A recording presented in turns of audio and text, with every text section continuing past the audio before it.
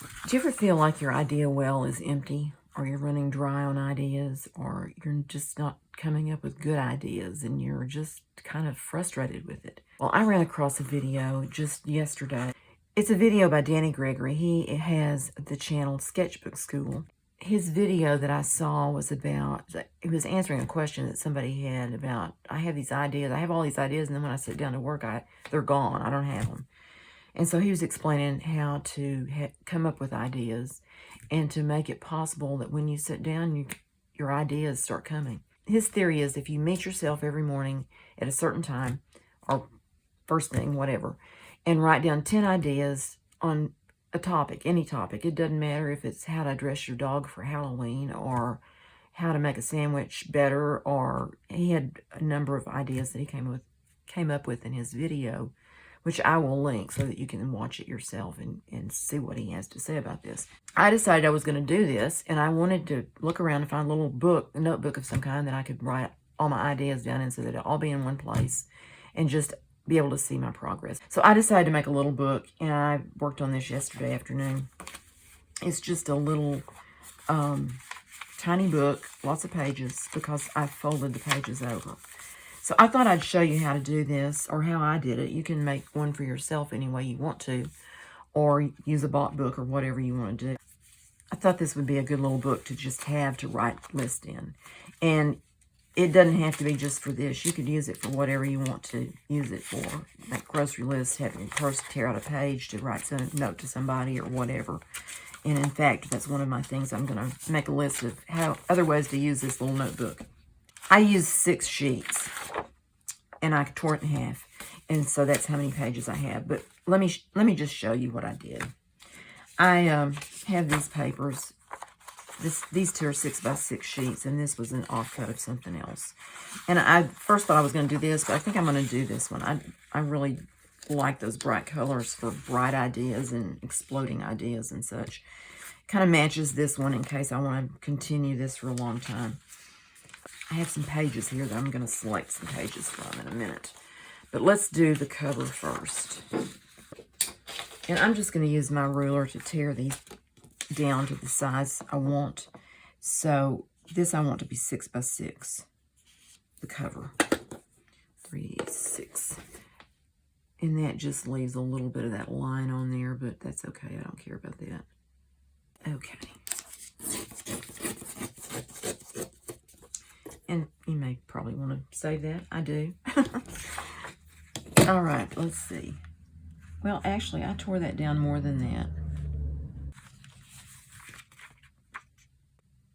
I'm going to go ahead and make this what I made this one because I like this size and it gives you a little leeway. It's 5.5 is what it is, not 6. Just tear this off again.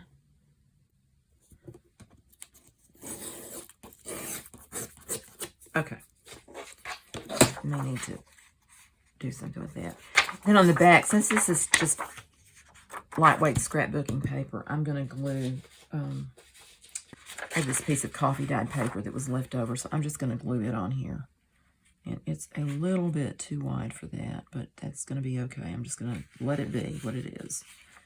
So I'm going to put the glue on this page.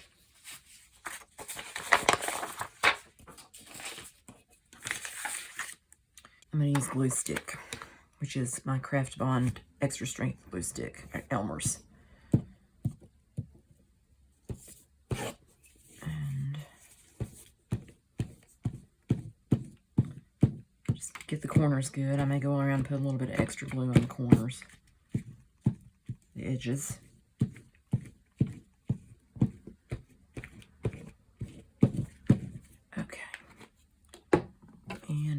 I'm just going to do this and hope for the best. This is Turbo Tacky glue, and the nozzle's a little bit wide for what I like, but we're just going to do it because it hopefully will be quick. So I'm going to spread it out a little bit with this makeup mask thing, and it works great because the glue doesn't stick to it. And I think I've said that a bunch of times before, so you probably know that already. This is my top side, so I'm going to put this. Let's take it off this.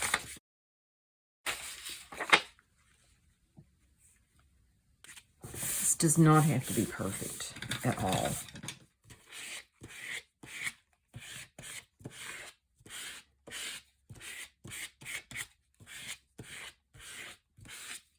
What I want to do is do what I did on this one. I folded over the edge just a little bit on the front, so it's obvious which side is the front. You don't have to go scrambling looking for it. So I'm going to do the same thing on this too, and just tear it down a little bit.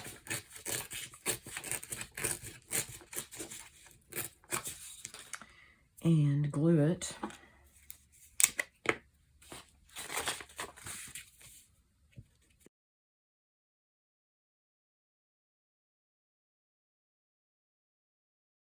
This is not going to have very much of that edge on there, but it'll be enough to identify it as the cover.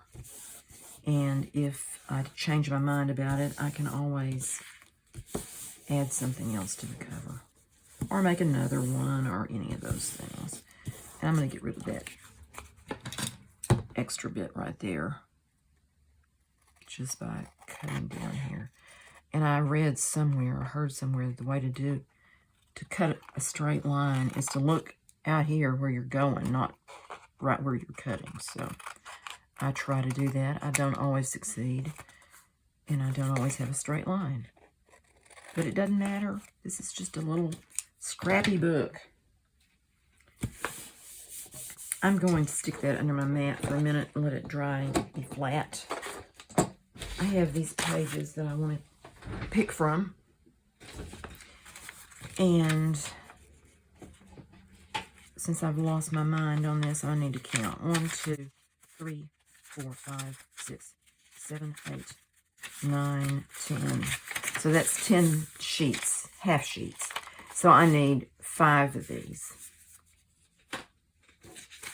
I'm going to use that one. I like that one. I don't know if I use that or not. I would use this. I like it, but I think that to make lists on it, you'd have to put something else over it, so I'm not going to use that. That's just a piece of notebook paper, pink sheet. See, 1, 2, 3. I like that one. 4. I like this one. 5, and that should do it. So we'll put that over here, and I'm just going to fold them so I have the middle, and then I'll tear it. Oh, this one fold in half. And this one. I'm just folding these so I have the approximate half point of them, so I can tear them with my ruler.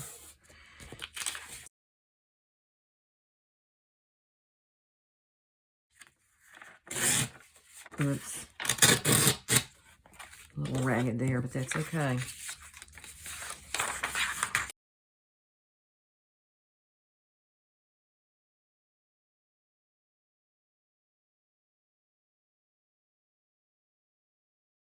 Right.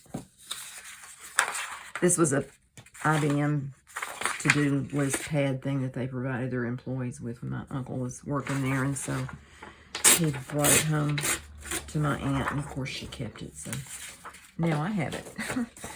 Now, 1, 2, 3, 4, 5, 6, 7, 8, 9, and I need one more. So I will tear something in half. Let's put a pink page in there.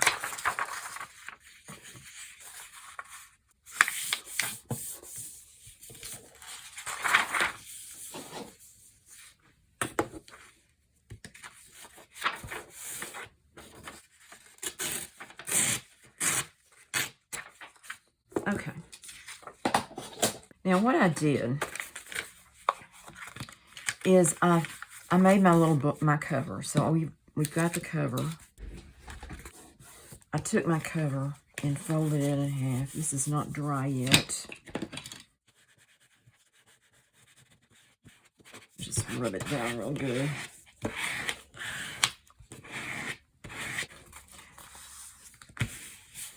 This is going to be 6 inches. So a 3-inch, 6-inch page here. And that much is going to be extra. So I can just fold it over there. I'm doing this a little bit differently than I did this one. On this one, I just put all the pages, I stacked them all up and folded them in half to fit in the book. And then I folded that part over, and then I just creased them. And then I switched them all around in there. So I could do that with this too. This could just be my template here. Like that. And I think it fits in there okay. Maybe have a little extra room. Not really, but that's fine. So I'm just going to do that. I'm just going to stack these up. And it doesn't really matter what order they're in. I don't really like that messed up there. Maybe I'll put the other pink page back in. And this one's too tall. I'm going to do that differently. Okay. Okay.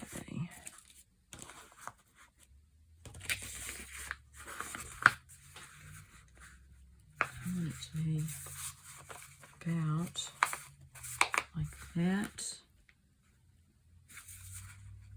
Okay, like that.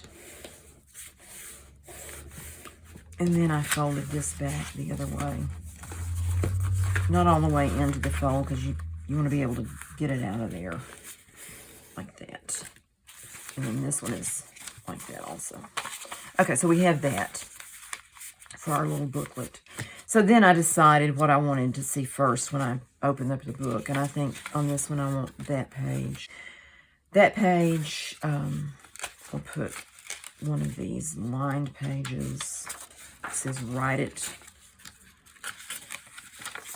A notebook paper page. A grid paper. No, I'm going to put the other blue one. The grid paper. The pink one. This one. And those two. See if I like that arrangement. I may change the pink ones around here. I'm going to put this one up here. And the pink on the other side of that, I think. You'd think this was important the way I'm doing this. Okay. So now we have, let's see, which way is this going? It goes this way. We have our book. This is the book part over here that's going to get stapled into the cover. Okay. So that's that. And then we have this side, which has little pages in it. So now what I want to do is I want it to be like this book, where the first page is a single page. The next page has a flap on it. The next page is single. Next one has a flap on through the book. So to do that, I started, it doesn't matter where I started, I'll start in the middle. I want it to go that way. Just because I don't want the flap in the center spread, I'm going to put it to that side. So that's the first page. This one, I want the flap at the front. So I'm going to turn it this way. Then this flap goes at the back. Like that. This flap goes to the front. Turn it upside down. This one goes at the back. This sounds a lot more tedious than it actually is. This one I'm going to put at the front. This one, that one's kind of skinny, but I'm going to go ahead and put it at the back. But that's upside down. I don't like it upside down, so I'm just going to turn it over this way and refold it.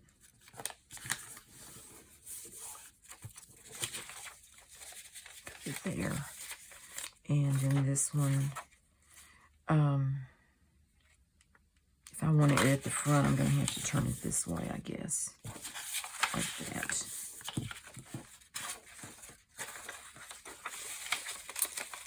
And then this one is at the back.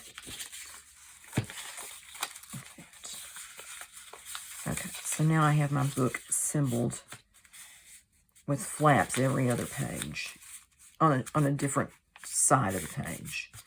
So that one, then this one's on that side. This one's plain. This one's on that side. Plain, flap, plain, flap. Plain, but the flap's here. Plain, flap. These flaps are going in. Well, that one was. Plain, flap, plain, flap, plain, flap. Okay, so that's it. That's the book the way I wanted it. You can do this however you want to do it, if you want to do it at all. But I still think it's a cute little idea, so I'm going to fold this in half. Now that I have it ready, that's my front. It could be a little better glued, but maybe it'll settle down after a while. And these pages are probably going to stick out, but that's okay too. It doesn't have to be perfect, and it's not going to be, so. But the amazing thing is, with these flaps on here, then you end up with, I think I have 66 pages in this little book, 66 panels.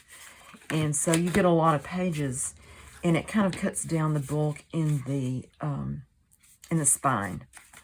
So I'm just going to put this in here and line it up. And I think I'm going to put a clip on here, put this on it. I just want to have something holding it in place while I staple it, which is what I'm going to do. I want that pushed down in there good. And I want that staying put. All right. This was my daddy's old stapler, so it's quite old, and I was trying it yesterday, and my husband helped me get it going again. So I tested it a minute ago. What I did, I'll show you what I did. I tested it on this line. I tried to put the staple right on that line, and what I did is I first tried it with that notch space there, right there, and it came way down there. So then I put it right at the very edge on there, that edge on that red line, and it was just about perfect. So I know now to put it where that edge is lined up on the fold there where I want the staple to go. And I apologize in advance for this shaking the table. Things falling off. See, that worked out just about right. And then I'll do the other one. I'm going to do it about the same distance. Oh, come on. Okay. So there we've got two little staples in there to hold it together. And this is the front. If you wanted to, you could put a label on the front. You could write ideas or put a stamp of Imagine or whatever on the cover to indicate that it is the front. And with that paper backed with the coffee dyed paper, it gives it a nice sturdy feel, but not too thick.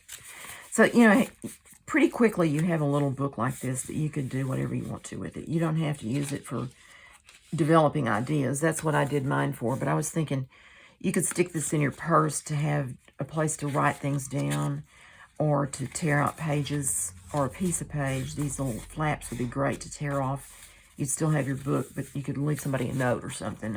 You get the idea. It's just a little notebook, easy to make, and small enough that it's handy and useful. So anyway, I hope that was helpful for you. I'll just show you what I did on this one. I wrote down the quote that Danny mentioned from Somerset Mom. It says, "I only write when inspiration strikes. Fortunately, it strikes every morning at 9 o'clock sharp." In other words, he showed up and the inspiration struck. So he had trained his mind. That's what Danny was saying. He trained his mind to be creative. And part of that is the left brain, right brain thing. And you turn off the critic in your left brain so that it doesn't say, that was a stupid idea.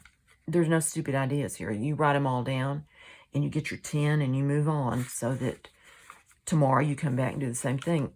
This is just until you get your brain trained, really. I don't think he's saying you need to do this for the rest of your life, although it's kind of fun to do, and maybe you do want to do it for the rest of your life. Anyway, I just wrote down, start the day every day coming up with 10 ideas.